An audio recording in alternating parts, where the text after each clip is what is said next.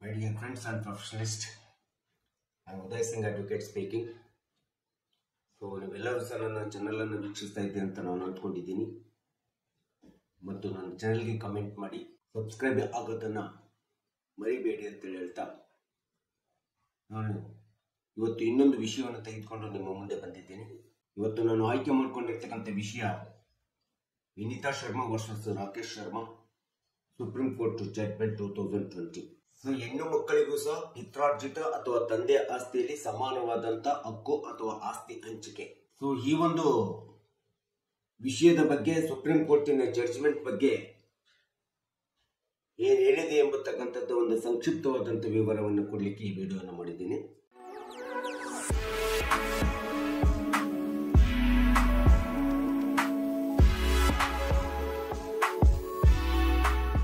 So ದಿನಾಂಕ 11/2020 August ತಿಂಗಳಲ್ಲಿ supreme court ಸರ್ವೋಚ್ಚ ನ್ಯಾಯಾಲಯ ಒಂದು ಲ್ಯಾಂಡ್ ಮಾರ್ಕ್ ಜಡ್ಜ್ಮೆಂಟ್ ಅನ್ನು ಕೊಡ್ತದೆ. ಆ ಲ್ಯಾಂಡ್ ಮಾರ್ಕ್ ಜಡ್ಜ್ಮೆಂಟ್ ಅನ್ನೇ Vineetha Sharma versus Rakesh Sharma case laws ಅಥವಾ ಜಡ್ಜ್ಮೆಂಟ್ ಅಂತೇಳಿ ನಾವು ಹೇಳ್ತಾ ಇದ್ದೀವಿ. ಆಕ್ಚುಲಿ ಈ ಜಡ್ಜ್ಮೆಂಟ್ ಪ್ರಕಾರ ಇವತ್ತು ಏನು ಪಿತ್ರಾರ್ಜಿತ ಆಸ್ತಿ ಅಂತಿದೆ, ತಂದೆ ಆಸ್ತಿ ಅಂತಿದೆ, ಆ ಒಂದು ಆಸ್ತಿಯಲ್ಲಿ ಗಂಡು ಮಕ್ಕಳಿಗೆ ಸಮಾನವಾಗಿ ಹೆಣ್ಣು ಮಕ್ಕಳಿಗೂ ಸಹ ಹಂಚಿಕೆ ಹಾಕಬೇಕು ಮತ್ತು ಹೆಣ್ಣು ಮಕ್ಕಳಿಗೂ ಸಹ ಹಕ್ಕಿದೆ ಎಂಬತಕ್ಕಂಥದ್ದನ್ನ ಈ ಒಂದು ಜಡ್ಜ್ಮೆಂಟ್ ನಲ್ಲಿ ಹೇಳಲಾಗಿದೆ. ಆದರೆ 1956 ಉತ್ತರಾಧಿಕಾರತ್ವ ಕಾಯ್ದೆ ಹಿಂದೂ ಸಕ್ಸೆಷನ್ ಆಕ್ಟ್ ತಿದ್ದುಪಡಿ ಬರುವುದಕ್ಕಿಂತ ಮುಂಚಿತವಾಗಿ ಹೆಣ್ಣು ಮಕ್ಕಳಿಗೆ ಆಸ್ತಿ ಹಕ್ಕು ಇರಲಿಲ್ಲ. ಈ ಮೊದಲು ಏನು ಹಿಂದೂ ಸಕ್ಸೆಷನ್ ಆಕ್ಟ್ 1956 ಉತ್ತರಾಧಿಕಾರತ್ವ ಕಾಯ್ದೆಗೆ 2005ರಲ್ಲಿ ತಿದ್ದುಪಡಿಯನ್ನು ತಂದು ಅಲ್ಲಿರ್ತಕ್ಕಂಥ section 6 column 1 A, B, C ಮತ್ತು ಸೆಕ್ಷನ್ 6 ಕಾಲಂ 5 ಮತ್ತು ಸೆಕ್ಷನ್ 8 ಈ ಎಲ್ಲ ಸೆಕ್ಷನ್ಸ್ ಗಳಿಗೆ ಹಿಂದೂ ಸಕ್ಸೆಷನ್ ಆಕ್ಟ್ ನಲ್ಲಿ ತಿದ್ದುಪಡಿಯನ್ನು ತಂದುಬಿಟ್ಟು ಈ ಒಂದು ಉತ್ತರಾಧಿಕಾರತ್ವ ಕಾಯ್ದೆಯ ಪ್ರಕಾರ ಹೆಣ್ಣು ಮಕ್ಕಳಿಗೂ ಸಹ ಪಿತ್ರಾರ್ಜಿತ ಆಸ್ತಿ ತಂದೆ ಆಸ್ತಿಯಲ್ಲಿ ಒಂದು ಹಕ್ಕನ್ನು ಕೊಡಬೇಕೆಂಬತಕ್ಕಂಥ ಹಿಂದೂ ಸಕ್ಸೆಷನ್ ಆಕ್ಟ್ಗೆ 1956ರ ಒಂದು ಕಾಯ್ದೆಗೆ ತಿದ್ದುಪಡಿಯನ್ನು 2005ರಲ್ಲಿ ತರಲಾಯಿತು. ಯಾವಾಗ ಈ ಒಂದು ಕಾಯ್ದೆ 2005ರಲ್ಲಿ ತಿದ್ದುಪಡಿಗೆ ಒಳಪಡ್ತೋ ಆ ಸಂದರ್ಭದಿಂದ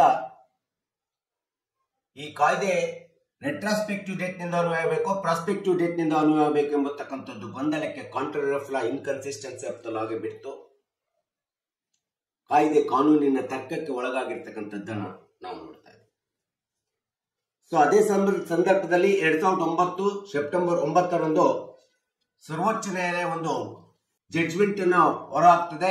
ಅದು ಪ್ರಕಾಶ್ ವರ್ಸಸ್ ಪೌಲೋವತಿ ಕೇಸ್ ಅಂತೇಳಿ. ಈ ಪ್ರಕಾಶ್ ವರ್ಸಸ್ ಪೌಲೋವತಿ ಕೇಸ್ ಪ್ರಕಾರ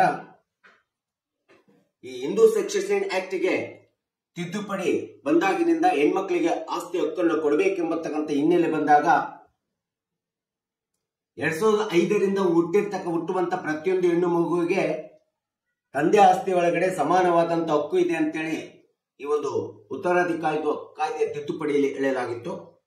ಆದರೆ ಯಾವಾಗ Prakash versus Phulavati case supreme court judgment ಅನ್ನು ಕೊಡ್ತೋ ಈ ಒಂದು ಜಡ್ಜ್ಮೆಂಟ್ ನಲ್ಲಿ 2 ಕಂಡೀಷನ್ಸ್ ಗಳನ್ನ ನಿಯಮಗಳನ್ನ ಹಾಕ್ತು ಹೆಣ್ಮಕ್ಳಿಗೆ ಆಸ್ತಿಯನ್ನು ಹಂಚಿಕೆ ಮಾಡುವುದರಲ್ಲಿ. ಮೊಟ್ಟ ಮೊದಲನೇದಾಗಿ 2005ಕ್ಕಿಂತ ಮುಂಚಿತವಾಗಿ ಯಾವುದೇ ಕುಟುಂಬದ ಆಸ್ತಿಯನ್ನು ಹಂಚಿಕೆ ಆಗಬೇಕಾದ್ರೆ ಹೆಣ್ಣು ಮಕ್ಕಳಿಗೆ ಹಂಚಿಕೆ ಆಗಬೇಕಾದ್ರೆ ತಂದೆ ಬದುಕಿರಬೇಕು ಒಂದು, ಅಥವಾ ಈಗಾಗಲೇ ಆಸ್ತಿ ಹಂಚಿಕೆ ಆಗಿರಬೇಕು, ವಿಭಾಗ ಆಗಿರಬೇಕು. ಈ ಎರಡರಲ್ಲಿ ಯಾವುದಾದರೂ ಒಂದು ನಿಯಮಕ್ಕೆ ಒಳಪಟ್ಟಿದ್ದಾಗ ಮಾತ್ರ ಹೆಣ್ಮಕ್ಳಿಗೆ ಆಸ್ತಿಯನ್ನು ಕೊಡಬೇಕಂತೇಳಿ ಈ ಒಂದು Prakash versus Phulavati case supreme court judgment ಹೇಳಿದಂತ ಸಂದರ್ಭದಲ್ಲಿ ಈ ಒಂದು ಜಡ್ಜ್ಮೆಂಟ್ ಸಹ ಹೆಣ್ಮಕ್ಳಿಗೆ ಪಿತ್ರಾರ್ಜಿತ ಆಸ್ತಿ ಅಥವಾ ತಂದೆ ಆಸ್ತಿಯಲ್ಲಿ ಸಮಾನವಾದಂತಹ ಹಕ್ಕು ಕೊಡುವುದರಲ್ಲಿ ಒಂದು ಕಾಂಟ್ರರಿ ಆಫ್ ಲಾಗೆ ಇನ್ಕನ್ಸಿಸ್ಟೆನ್ಸ್ ಆಫ್ ಲಾಗೆ ಅಥವಾ ಕಾನೂನಿನ ತರ್ಕಕ್ಕೆ ಒಳಗಾಗಿರ್ತಕ್ಕಂಥದ್ದನ್ನ ನಾವು ನೋಡ್ತೀವಿ Prakash versus Phulavati case. So ಈ ರೀತಿಯಾದಂತ ಒಂದು ತಾರ್ಕಿಕವಾದಂತ ವಿವಾದಕ್ಕೆ ಪ್ರಕಾಶ್ ವರ್ಸಸ್ ಪೌಲೋವತಿ ಕೇಸ್ ಇರಬಹುದು, ಹಿಂದೂ ಸಕ್ಸೆಷನ್ ಆಕ್ಟ್ ನ ತಿದ್ದುಪಡಿ ಇರಬಹುದು. ಇಂಥ ಒಂದು ಸಂದರ್ಭದಲ್ಲಿ ಹೆಣ್ಮಕ್ಳಿಗೆ ಪಿತ್ರಾರ್ಜಿತ ಅಥವಾ ತಂದೆ ಆಸ್ತಿ ಒಳಗಡೆ ಸಮಾನವಾಗಿ ಆಸ್ತಿಯನ್ನು ಕೊಡಬೇಕೆಂಬತಕ್ಕಂಥದ್ದು ತುಂಬಾ ಕಾನೂನಿನ ತೊಡಕಾಗಿ ಇರ್ತಕ್ಕಂಥದ್ದನ್ನ ನಾವು ನೋಡ್ತಾ ಇದ್ದೀವಿ. ಈ ಕಾರಣದಿಂದ ಹಲವಾರು ಕೇಸ್ ಲಾಸ್ಗಳು 2009 ಕೇಸ್ ಇರ್ಬೋದು, ಸುಪ್ರೀಂ ಕೋರ್ಟ್ ಜಡ್ಮೆಂಟ್ ಕೇಸ್ ಇರ್ಬೋದು, ನಂತರ 2015 ದಾನಮ್ಮ ವರ್ಸಸ್ ಅಮರ್ ಕೇಸ್ ಇರಬಹುದು. ಮತ್ತು 2017, 18, 19 ಈ ರೀತಿಯಾದಂತ ಹೆಣ್ಣು ಮಕ್ಕಳಿಗೆ ಪಿತ್ರಾರ್ಜಿತ ಮತ್ತು ತಂದೆ ಆಸ್ತಿ ಒಳಗಡೆ ಸಮಾನವಾದಂತಹ ಆಸ್ತಿ ಹಕ್ಕನ್ನು ಹಂಚಿಕೆ ಮಾಡುವುದರ ಒಂದು ತಾರ್ಕಿಕ ಮಟ್ಟಕ್ಕೆ, ಸಂವಿಧಾನಾತ್ಮಕವಾದ ಪೀಠದಲ್ಲಿ ತಾರ್ಕಿಕ ಮಟ್ಟಕ್ಕೆ, ಸುಪ್ರೀಂ ಕೋರ್ಟ್ನ ತಾರ್ಕಿಕ ಮಟ್ಟಕ್ಕೆ ದಾವೆಗಳು ಹೋದಂತ ಸಂದರ್ಭದಲ್ಲಿ ಈ ಎಲ್ಲಾ ಕೇಸ್ ರೆಫರೆನ್ಸ್ ಗಳನ್ನ ಮಾಡಿ ಸರ್ವೋಚ್ಚ ನ್ಯಾಯಾಲಯ ಅಂತಿಮವಾಗಿ ಪಿತ್ರಾರ್ಜಿತ ಆಸ್ತಿ ಅಥವಾ ತಂದೆ ಆಸ್ತಿ ಒಳಗಡೆ ಹೆಣ್ಣು ಮಕ್ಕಳಿಗೂ ಸಹ ಸಮಾನವಾದಂತ ಹಕ್ಕನ್ನು ಕೊಡಬೇಕು. ಯಾಕಂದ್ರೆ ಹಿಂದೂ ಅವಿಭಕ್ತ ಕುಟುಂಬ ಇರಬಹುದು, ಹಿಂದೂ ಜಾಯಿಂಟ್ ಫ್ಯಾಮಿಲಿ ಪ್ರಾಪರ್ಟಿ ಇರಬಹುದು, ಇವೆಲ್ಲವುಗಳು ಸಹ ಕಂಪಲ್ಸನರಿ ಲಾ ಪ್ರಕಾರ ಹೆಣ್ಣು ಮಕ್ಕಳು ಸಹ ಹುಟ್ಟಿದಾಗಿನಿಂದ ಸೋದರರ ಜೊತೆಗೆ ಅಥವಾ ಗಂಡು ಮಕ್ಕಳ ಜೊತೆಗೆ ಸಮಾನವಾದಂತ ಕೌಟುಂಬಿಕ ಸಹಭಾಗಿತ್ವವನ್ನು ಹೊಂದಿರ್ತಾರೆ. ಈ ಒಂದು ಹಿನ್ನೆಲೆಯನ್ನು ಇಟ್ಕೊಂಡು ಈ ಹಿಂದೂ ಜಾಯಿಂಟ್ ಫ್ಯಾಮಿಲಿ ಪ್ರಾಪರ್ಟಿ ಎಂಬತಕ್ಕಂಥ ಮಿತಾಕ್ಷರ ಲಾ ಗವರ್ನ್ ಮಾಡುವುದರಿಂದ section Hindu section act section class 1A, B, C ಮತ್ತು ಕ್ಲಾಸ್ 5 ಪ್ರಕಾರ ಮತ್ತು ಸೆಕ್ಷನ್ 8ಗೆ ತಿದ್ದುಪಡಿಯನ್ನು ತಂದ್ಬಿಟ್ಟು ಸಮಾನವಾದಂತ ಹಂಚಿಕೆಯನ್ನು ಕೊಡಬೇಕೆಂಬತಕ್ಕಂತ ಒಂದು ಅಂಶವನ್ನ ಹುಟ್ಟಿದಾಗಿನಿಂದ ಹೆಣ್ಣು ಮಗಳು ಸಹ ತಮ್ಮದೇ ಆದಂತ ಕೌಟುಂಬಿಕ ಆಸ್ತಿ ಒಳಗಡೆ, ಪಿತ್ರಾರ್ಜಿತ ಅಥವಾ ತಂದೆ ಆಸ್ತಿ ಒಳಗಡೆ ಸಂಪೂರ್ಣವಾದಂತ ಸಹಭಾಗಿತ್ವವನ್ನು ಹೊಂದಿರ್ತಾಳೆ. ಆ ಒಂದು ಹಿನ್ನೆಲೆಯಲ್ಲಿ ಹೆಣ್ಣು ಮಗಳಿಗೂ ಸಹ ಸಮಾನವಾದಂತ ಆಸ್ತಿಯ ಹಂಚಿಕೆ ಆಗ್ಬೇಕೆಂಬತಕ್ಕಂಥದ್ದನ್ನ Vineeta versus Rakesh Sharma landmark judgment ಒಳಗಡೆ 2020 ಆಗಸ್ಟ್ 11 ಸುಪ್ರೀಂ ಕೋರ್ಟ್ ಅಥವಾ ಸರ್ವೋಚ್ಚ ನ್ಯಾಯಾಲಯ ಹೇಳಿರ್ತಕ್ಕಂಥದ್ದನ್ನ ನಾವಿಲ್ಲಿ ಸ್ಮರಿಸಬೇಕಾಗಿದೆ. ಯಾಕೆಂದ್ರೆ ಯಾವುದೇ ಕುಟುಂಬದೊಳಗಡೆ ಒಂದು ವೇಳೆ ಹೆಣ್ಣು ಮಕ್ಕಳು ಹುಟ್ಟದೇ ಇದ್ದು ಬರೀ ಗಂಡು ಮಕ್ಕಳು ಹುಟ್ಟಿದ್ರೆ ನಾವು ಎಲ್ಲರಿಗೂ ಆಸ್ತಿಗೆ ಹಂಚಿಕೆಯನ್ನು ಕೊಡ್ತಿದ್ವಿ, ಎಲ್ಲರಿಗೂ ಆಸ್ತಿ ಹಕ್ಕನ್ನು ಕೊಡ್ತಾ ಇದ್ವಿ. ಇಂಥ ಸಂದರ್ಭದಲ್ಲಿ ಇಲ್ಲಿ ಯಾವುದೇ ವಿಧವಾದಂತ ಸಂವಿಧಾನದ ಆಶಯವಾಗಿರ್ತಕ್ಕಂಥ ಲಿಂಗಭೇದ ಆಗಬಾರ್ದು. ಅದೇ ಒಂದು ಹೆಣ್ಣು ಗಂಡಾಗಿ ಹುಟ್ಟಿದ್ರೆ ನಾವು ಆಸ್ತಿಯನ್ನು ಕೊಡ್ತಿದ್ವಿ ಎಂಬತಕ್ಕಂಥ ಹಿನ್ನೆಲೆಯನ್ನು ಇಟ್ಕೊಂಡು ಕಂಪಲ್ಸನರಿ ಲಾ ಪ್ರಕಾರ ಹುಟ್ಟಿದಾಗಿನಿಂದ ಯಾವುದೇ ಹೆಣ್ಣು ಮಗಳು ಕೌಟುಂಬಿಕ ಒಂದು ಸಹೋದರರ ಜೊತೆಗೆ ಕೌಟುಂಬಿಕ ವ್ಯವಹಾರದಲ್ಲಿ ಕುಟುಂಬದಲ್ಲಿ ತನ್ನದೇ ಆದಂತಹ ಸಹಭಾಗಿತ್ವವಾದಂತಹ ಹಕ್ಕನ್ನು ಪಡೆದಿರ್ತಾಳೆ ಎಂಬತಕ್ಕಂಥ ಹಿನ್ನೆಲೆಯನ್ನು ಇಟ್ಕೊಂಡು ಸಮಾನವಾದಂತ ಆಸ್ತಿ ಹಂಚಿಕೆ ಆಗ್ಬೇಕು ಹೆಣ್ಮಕ್ಳಿಗೆ ಅಂತೇಳಿ Vineetha versus Rakesh Sharma landmark judgement ನಲ್ಲಿ ಕೇಸ್ ಲಾಸ್ ನಲ್ಲಿ ಹೇಳಿರ್ತಕ್ಕಂಥದ್ದನ್ನು ನಾವೆಲ್ಲಿ ನೋಡ್ತಾ ಇದ್ದೀವಿ.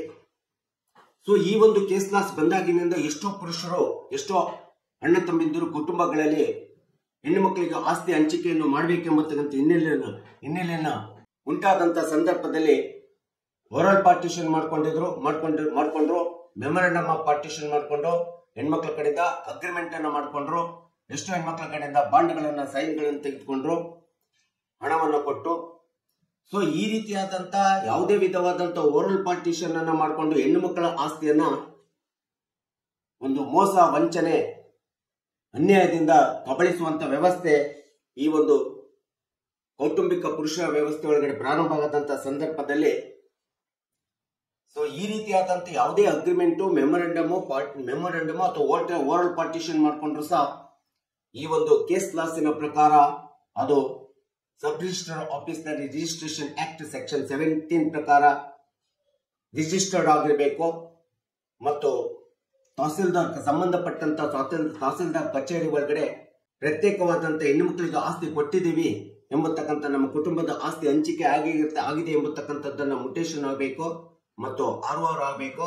ಪ್ರತ್ಯೇಕವಾಗಿ ಸಾರ್ವಜನಿಕ ಪಬ್ಲಿಕ್ ಡಾಕ್ಯುಮೆಂಟ್ಸ್ ನಿರ್ಮಾಣ ಆದಾಗ ಮಾತ್ರ ಅದು ಕಾನೂನುಬದ್ಧವಾದಂತ ಕೌಟುಂಬಿಕ ಆಸ್ತಿ ಹಂಚಿಕೆ ಆಗಿದೆ ಅಂತೇಳಿ ಈ ಒಂದು Vineeta versus Rakesh Sharma landmark judgement ನಲ್ಲಿ ಸ್ಪಷ್ಟವಾಗಿ ಹೇಳಿರ್ತಕ್ಕಂಥದ್ದನ್ನ ನಾವು ನೋಡ್ತಾ ಇದ್ದೀವಿ. ಎಷ್ಟೋ ಕುಟುಂಬದಲ್ಲಿ ಇವತ್ತು ಅಣ್ಣ ತಮ್ಮಂದಿರು